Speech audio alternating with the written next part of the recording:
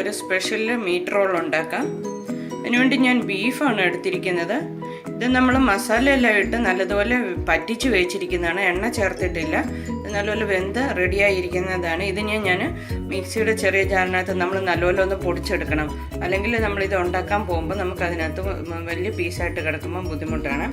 അതിന് ഞാൻ പിന്നെ ചോപ്പ് ചെയ്ത് കഴിഞ്ഞിട്ട് ഒരു സവോള നമ്മൾ നല്ലതുപോലെ കുഞ്ഞായിട്ട് ചോപ്പ് ചെയ്ത് വെച്ചിട്ടുണ്ട്. വലിയ പീസായിട്ട് എടുക്കല്ല്, അത് നമ്മൾ ഇതിനകത്ത് ഉണ്ടാക്കുമ്പോൾ നമുക്കതിനകത്ത് തടസ്സം വരും. അതിൻ്റെ കൂടത്തിൽ നമുക്ക് ഇച്ചിരി മല്ലിയില നല്ലപോലെ ഇട്ട് കൊടുക്കാം. ഇച്ചിരി ഗരം മസാല ചേർക്കാം. ഇച്ചിരി കുരുമുളക് പൊടിയും ചേർക്കാം. ഇനി ഞാൻ അതിന് വേണ്ടിയിട്ട് നമ്മൾ ഇതിന് ആദ്യം ചപ്പാത്തി പോലെ ഉണ്ടാക്കിയിട്ട് അതിനകത്ത് വെച്ചിട്ടാണ് ഈ ഫില്ലിങ് ഉണ്ടാക്കേണ്ടത്. ഇനി മൈദാമാവും ഗോതമ്പൊടിയും ഞാൻ പകുതിയാണ് എടുത്തിരിക്കുന്നത്. അതിനകത്ത് ഒരു നുള്ള് ജീരകപ്പൊടിയും ഇത് അയമോദകമാണ്. ഈ അയമോദകവും ഒരു നുള്ളിട്ട് ഉപ്പും ഇട്ട് ഞാൻ കുഴച്ചൊരു 10 മിനിറ്റ് മുമ്പിൽ വെച്ചത്. ഇപ്പം നമ്മുടെ ഉണ്ടാകുമ്പോൾ അത് നല്ല സോഫ്റ്റായിട്ടിരിക്കുന്നത്, എങ്കിലേ നമുക്കത് ഉണ്ടാക്കുമ്പോൾ നല്ലതുപോലെ കിട്ടുകയുള്ളൂ. ഇത് നമ്മൾ ഒരു 10 മിനിറ്റ് മുമ്പ് ഞാൻ കുഴച്ച് വെച്ചിരിക്കുന്നതാണ്. അതിന് വേണ്ടിയിട്ട് നമ്മളിത് ഉണ്ടാക്കാൻ വേണ്ടി ഇതിനകത്ത് ഇത് കുട്ടി ഈ മെഷീന് സാധാരണ എല്ലായിടത്തും പ്ലാസ്റ്റിക് കടകളിൽ നമുക്ക് വാങ്ങിക്കാൻ കിട്ടും. ചപ്പാത്തി ഇത് പരത്തി ഇതിനകത്ത് വെച്ചിട്ട് വേണം നമ്മൾ ഈ ഫില്ലിങ് റെഡിയാക്കാൻ വേണ്ടി. ആദ്യം തന്നെ നമുക്ക് ഈ ഇറച്ചി ഒന്ന് നല്ലതുപോലെ ചോപ്പ് ചെയ്തെടുക്കാം. നമുക്കിത് ചോപ്പറിനകത്തോട്ട് മാറ്റാം. നല്ലപോലെ ഒന്ന് ചോപ്പ് ചെയ്തെടുക്കാം. ഇത് നമ്മൾ ഈ പാൻ ചൂടാക്കി 1 സ്പൂൺ എണ്ണ ഒഴിച്ചാൽ മതി. അതിനകത്ത് ഞാൻ ആദ്യം തന്നെ ചോപ്പ് ചെയ്ത് വെച്ചിരിക്കുന്ന ഉള്ളി ഇടാം. ഇതൊന്ന് നല്ലതുപോലെ വഴന്ന് കഴിഞ്ഞിട്ട് നമുക്ക് ഉള്ളി നല്ലപോലെ വഴന്ന് കഴിഞ്ഞാൽ നമുക്ക് ഇത് ഫില്ലിങ്ങിന് നല്ല ടേസ്റ്റ് കിട്ടുള്ളൂ. അത് കഴിഞ്ഞിട്ട് നമുക്ക് ചോപ്പ് ചെയ്തിരിക്കുന്ന ഇറച്ചിയും കൂടി നല്ലതുപോലെ മൂപ്പിക്കണം. നല്ലപോലെ ഒരുവിധം ബ്രൗൺ ആകുന്നവരെ നമുക്ക് ഇളക്കാം.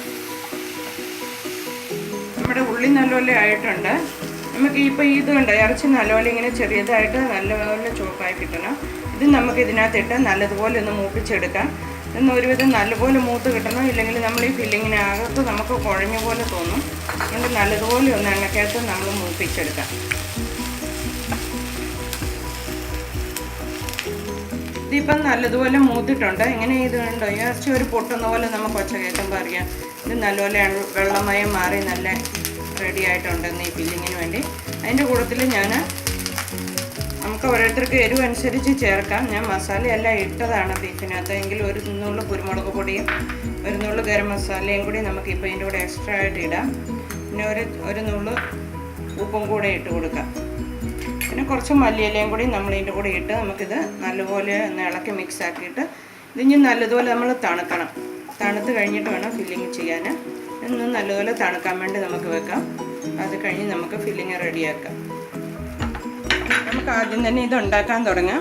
നമ്മൾ ഈ ചെറിയ ഉരുളയായിട്ട് വേണം നമ്മൾ എടുക്കാൻ വേണ്ടി. ഒത്തിരി വലുതാവില്ല. ഒത്തിരി വലുതായെങ്കിൽ നമ്മുടെ ഇത് കൊമ്മളച്ച് പോകും. അതുകൊണ്ട് നമ്മൾ ഈ മുഴുപ്പിൽ നമ്മൾ എടുത്താൽ മതി. കുറച്ച് ചെറിയതായിട്ട് എടുത്ത് അത് നല്ലതുപോലെ നമുക്ക് പരത്തിയെടുക്കാം.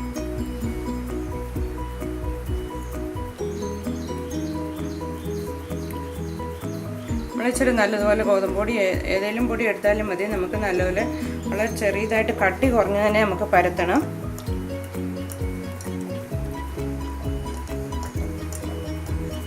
നമ്മൾ ഈ അയമോദകവും ജീരകവും ഒക്കെ ഇട്ടിരിക്കുന്നത് കൊണ്ട് ഇതിന് നല്ലൊരു ടേസ്റ്റ് കിട്ടും. നമ്മളിത് ഉണ്ടാക്കുമ്പോൾ അകത്ത് നമ്മൾ ബീഫിൻ്റെ ഫില്ലിങ്ങും കൂടിയും വെക്കുമ്പോൾ വളരെ നല്ലതായിരിക്കും. ഞാൻ ഇതിനകത്ത് ഇങ്ങനെ ഇച്ചിരി എണ്ണ തൂത്ത് വെച്ചിട്ടുണ്ട്. ഇത് നമ്മൾ ഒട്ടിപ്പോകാതിരിക്കാൻ വേണ്ടിയിട്ട് നമ്മൾ ആദ്യം ഇതിനകത്തോട്ട് ഇങ്ങനെ വെക്കണം. പിന്നെ വേണം നമ്മൾ ഇങ്ങനെ ഒരു സ്പൂണും കൊണ്ട് നല്ലതുപോലെ നിറച്ച് ഇത് ഇടുമ്പോൾ നമ്മൾ ഈ സൈഡിൽ പറ്റാതെ നോക്കണം. സൈഡിൽ പറ്റിയാൽ ഒട്ടുമ്പോൾ നല്ലപോലെ ഒട്ടുമല്ല. പിന്നെ നമ്മൾ എണ്ണയ്ക്കകത്ത് ഇടുമ്പോൾ അത് ഇറങ്ങിപ്പോവും. അപ്പോൾ ഇങ്ങനെ നല്ലതുപോലെ ഒന്ന് പ്രസ് ചെയ്തിട്ട് ഈ ബാക്കിയുള്ള മാവ് നമ്മൾ ഇങ്ങോട്ട് മാറ്റി വെക്കാം. നമ്മൾ ഇങ്ങനെ ഈ ഷേപ്പിൽ കിട്ടും. നമ്മൾ ബാക്കി മാവും കൂടി ഇതുപോലെ ഞാൻ ആദ്യം ഉണ്ടാക്കിയെടുക്കാം. പിന്നെ നമുക്കിത് എണ്ണയിൽ ഡീപ് ഫ്രൈ ചെയ്യണം. നമ്മുടെ പാൻ നല്ലപോലെ ചൂടായി. ഞാൻ ഇച്ചിരി ഏറെ എണ്ണ ഒഴിച്ചിട്ടുണ്ട്. നമ്മൾ ഡീപ് ഫ്രൈ ചെയ്യുന്നത് കൊണ്ട് നല്ലതുപോലെ എണ്ണ ഒന്ന് നല്ല ചൂടായി കഴിഞ്ഞാൽ ഒന്ന് സ്ലോ ആക്കണം. പിന്നെ വേണം നമ്മൾ ഇത് ഓരോന്നായിട്ട് ഇടാൻ. നമുക്കിത് ഓരോന്നായിട്ട് ഇട്ട് ഫ്രൈ ചെയ്തെടുക്കാം.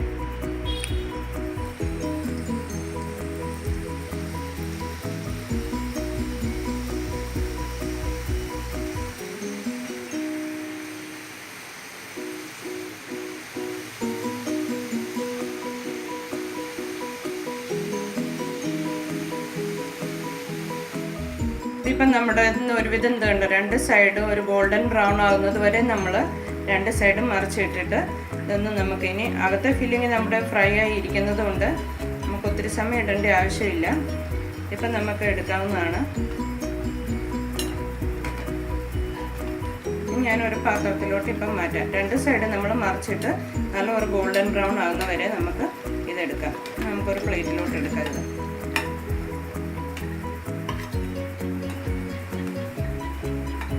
ഇതുപോലെ തന്നെ ബാക്കി ഞാൻ ഉണ്ടാക്കി വെച്ചിരിക്കുന്ന മീറ്റ് മുഴുവനും നമുക്ക് ഇങ്ങനെ ഫില്ലിങ് റെഡിയാക്കി ഫ്രൈ ചെയ്തെടുക്കാം. ഇത് പിള്ളേർക്കും വലിയവർക്കും എല്ലാവർക്കും നല്ലപോലെ ഇഷ്ടപ്പെടും. ചായയുടെ കൂടെ നല്ലൊരു സ്നാക്കാണിത്. എല്ലാവർക്കും ഇഷ്ടപ്പെടുമെന്ന് വിചാരിക്കുന്നു. ഒന്ന് എല്ലാവരും ട്രൈ ചെയ്യണം. ഇതിപ്പം നമ്മുടെ റെഡി ആയിട്ടുണ്ട്. നമ്മൾ കെച്ചപ്പിൻ്റെ കൂടെ കഴിക്കാൻ വേണ്ടി വളരെ നല്ലതാണ് ഇത്. എല്ലാവരും ഒന്ന് ട്രൈ ചെയ്ത് നോക്കണം. എല്ലാവർക്കും ഇഷ്ടപ്പെടുന്ന ഒരു സ്നാക്കാണ്. നമുക്ക് ചായയുടെ കൂടെ 4 മണിക്കൊക്കെ ഉണ്ടാക്കി പിള്ളേർക്ക് കൊടുത്താൽ എല്ലാവരും നല്ലതുപോലെ കഴിക്കും.